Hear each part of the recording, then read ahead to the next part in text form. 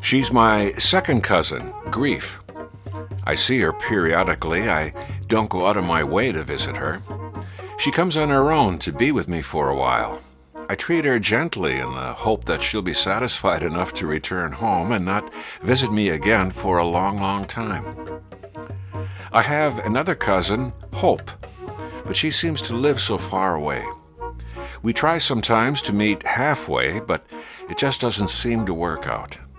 Something always comes up and the meeting is postponed to another unknown day. It's too bad that she doesn't live closer. She's probably my favorite relative. My brothers are Pete and Repeat. They're always around me. They're twins, and the routine is pretty much what you would expect, the same old, same old. It's no wonder that their best friend is boredom. My neighbor is a hoot. She's nagging.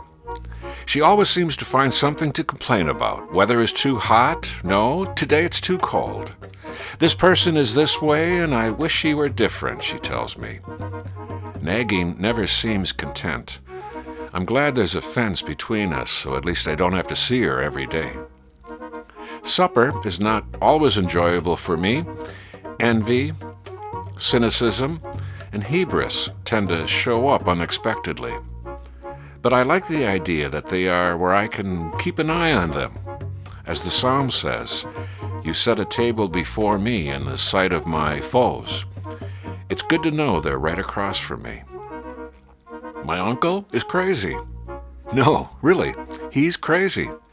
He's great at parties, gets everybody laughing, but I don't think I'd like to live with him.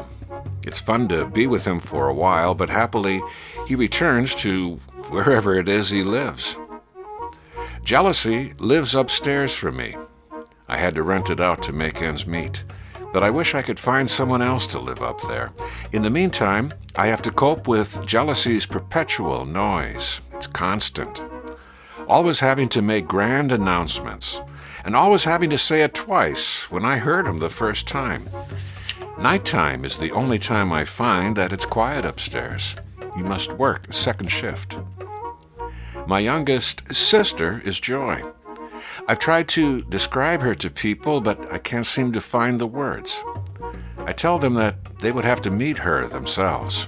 Then they would know what she's like. Unending energy, and a personality that is so warm and inviting. I thought, it's too bad that we're related. I think she'd make a wonderful wife. My cat is Gratitude.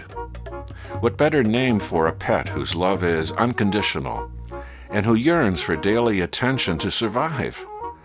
I can't leave Gratitude alone for too long because she makes those cat sounds that rip your heart apart.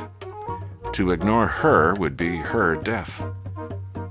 Well, those are some of the people in my life. When you think about it, they may not be that different from people you're related to as well. I guess we all have relatives we're proud of, and some we would just as soon see only on holidays. The mix of them all in my life is, I guess, what makes my life. For better or for worse, what can I say? It's family.